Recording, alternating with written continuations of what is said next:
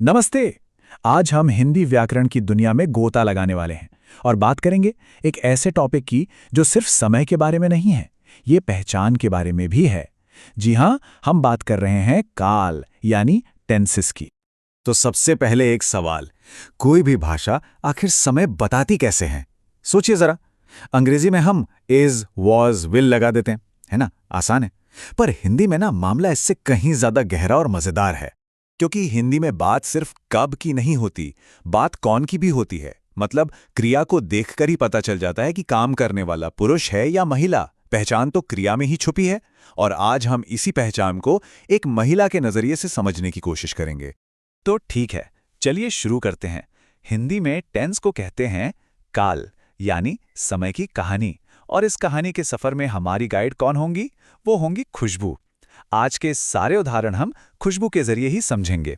तो हमारे इस सफर का पहला पड़ाव है वर्तमान काल यानी द प्रेजेंट, जो अभी हो रहा है। और जानते हैं, हिंदी में इसके भी 5 अलग अलग रूप हैं। चलिए एक एक करके सबको देखते हैं। ये देखिए, स्क्रीन पर जो लिस्ट है, ये हमारे वर्तमान काल का पूरा रोड मैप है। 5 भेद और उन्हें पहचानने की छोटी छोटी ट्रिक्स। अभी हम इन्हीं पर एक एक करके बात करने वाले हैं, तो इसे बस एक नज़र देख लीजिए।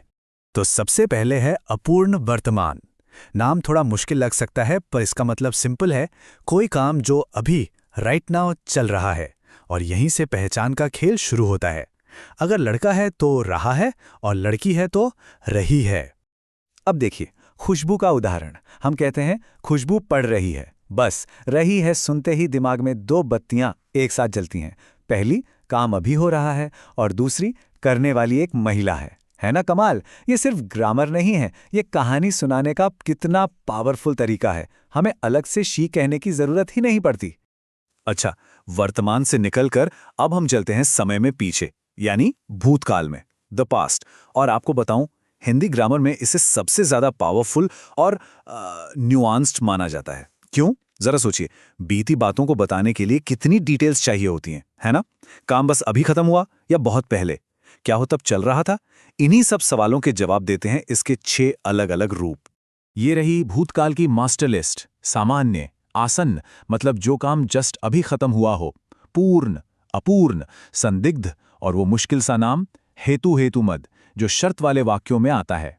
ये लिस्ट हमें किसी भी बीती हुई कहानी को एकदम सटीक तरीके से बताने की पावर देती है।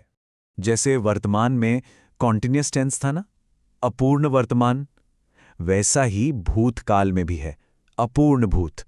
मतलब पास्ट में कोई काम चल रहा था, और यहां भी पहचान बिल्कुल साफ है। लड़का तो रहा था और लड़की तो रही थी। और हमारा उदाहरण इसे कितनी खूबसूरती से दिखाता है। कल खुशबू पड़ रही थी। देखिए, कल ने हमें बताया कि बात पास्ट की है, लेकिन असली जादू तो रही थी में है।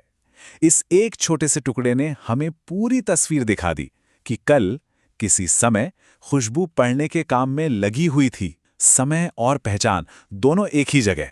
चलिए तो भूतकाल की गहराइयों से बाहर निकलते हैं और अब नजर डालते हैं आगे, भविष्य पर, भविष्यत्काल।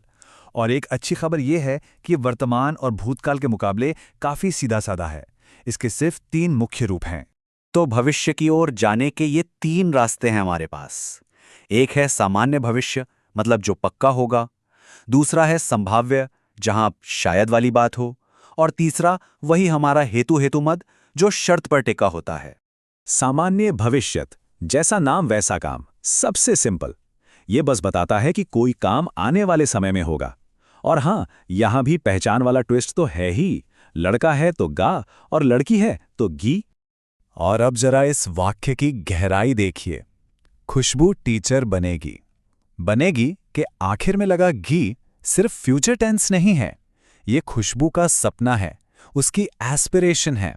ऐसा लगता है मानो ग्रामर खुद उसकी कहानी सुना रहा हो।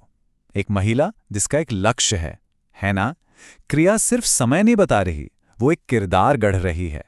तो इतना सब कुछ सीखने के बाद अब आते हैं सबसे मजेदार हिस्से पर। कुछ मास्टर ट्रिक्स, कुछ चीट शीट्स जो इस सब कुछ को याद रखने में बहुत मदद करेंगी। अक्सर लोग संदिग्ध और संभाव्य में कंफ्यूज हो जाते हैं, लेकिन इसकी ट्रिक बहुत ही आसान है। अगर सेंटेंस में क्रिया के बाद होगा या होगी देखे, जैसे वह आता होगा तो वो संदिग्ध है, और अगर सेंटेंस की शुरुआत ही शायद से हो तो वो संभाव्य है, सिंपल। और वो डरावना सा हेतु मद, उसको पहचानने का एक रामबाण इलाज है। बस 3 बातें देखिए। पहला, क्या वाक्य में कोई शर्त है? दूसरा, क्या दोनों हिस्सों को तो शब्द जोड़ रहा है? अगर हां, तो मुबारक हो, ये हेतु मद ही है। और अब द अल्टीमेट ट्रिक, अगर किसी वाक्य के आखिर में है या हो दिखे तो वो प्रेजेंट टेंस है, अगर था या थी दिखे तो वो पास्ट टेंस है, और अगर गा या गी दिखे तो वो फ्यूचर टेंस है। बस इतना ही है खेल। तो आज हमने देखा कि हिंदी की क्रिया सिर्फ ये नहीं बताती कि क्या हुआ, वो ये भी बताती है कि किसके साथ हुआ। हर वाक्य में, हर काल में पहचान का एक धागा जुड़ा हुआ है।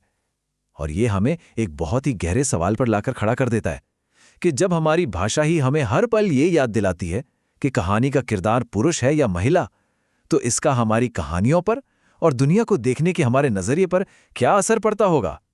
इस बारे में सोचना वाकई में बहुत दिलचस्प है।